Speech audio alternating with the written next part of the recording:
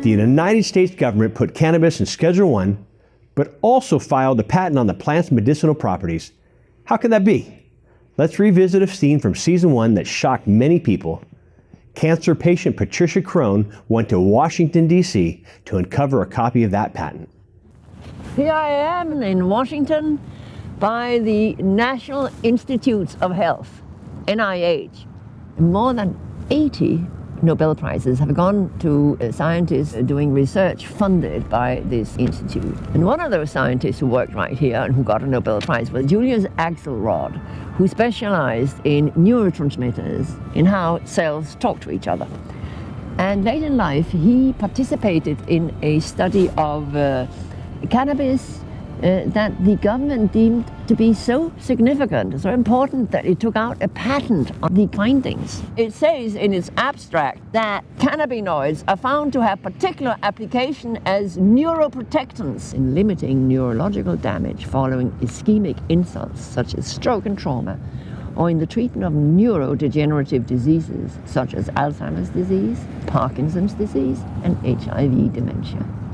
And it has more about how it's good for people who have undergone cancer chemotherapy or radiation and other sources of oxidative stress. We have here, which seems, an official recognition by the US government that cannabis has medical uses.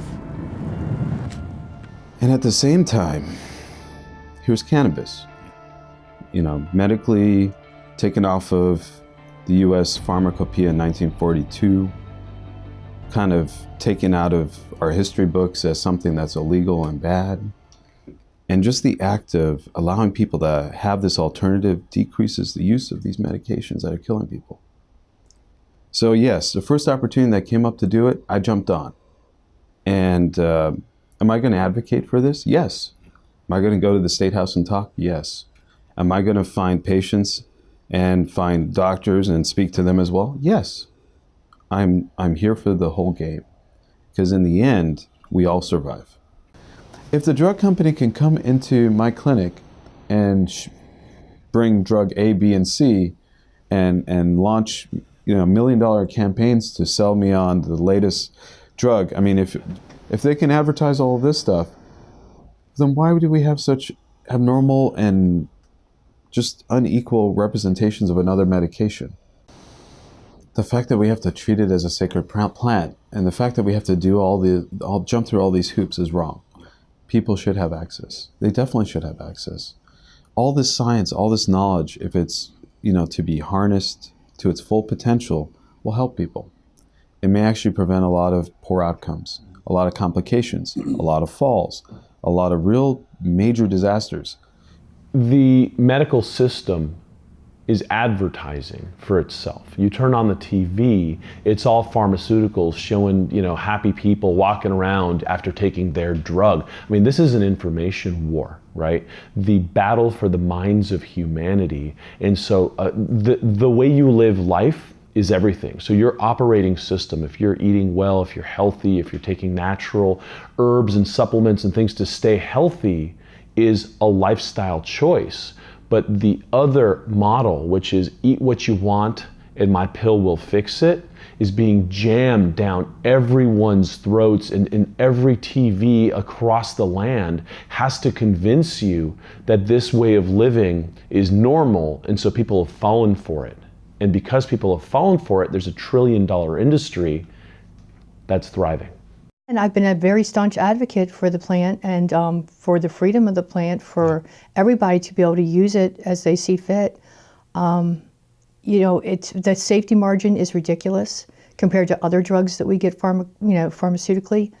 I myself am a pain patient. I've been a pain patient since a car accident in 1999, and it's been awful. I've been on narcotics for 18 years, and benzodiazepines. And it turns out that, we find out now, I think since I've gotten off of them using cannabis and cannabis derivatives, that they're not supposed to mix the opioids and the benzodiazepines because, oh my God, they can be deadly.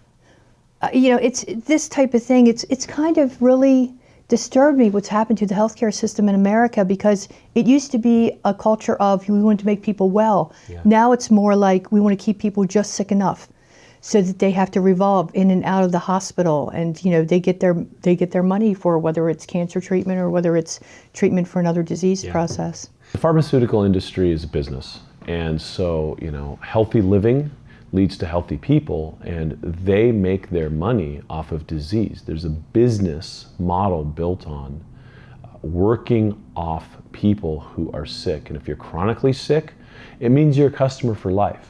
It's a very paternalistic system where the doctor tells you what to do, and you go, you fill your prescription, and maybe you feel better, usually not. And so if you don't take your health into your own hands, you are dead. That's how dangerous it is to be told what to do and fall into this trap of this medical pharmaceutical complex. It's $1 trillion industry. No one wants to kill the golden goose, even if it's leading to suffering and death. You're telling me a weed, a plant, that I could grow in my backyard, which if used properly, harvested properly, that has medicinal benefits, known to fight cancer, help seizures, help children with autism, ADHD, and chronic pain conditions, just to name a few, to take that away from me, how does that not burn the blood in your body? How does not just make that blood in your body just boil over with just anger and frustration that we have a system that's saying you can't do what you need to do to take care of your health? I mean, I don't know, there's no other way of looking at it.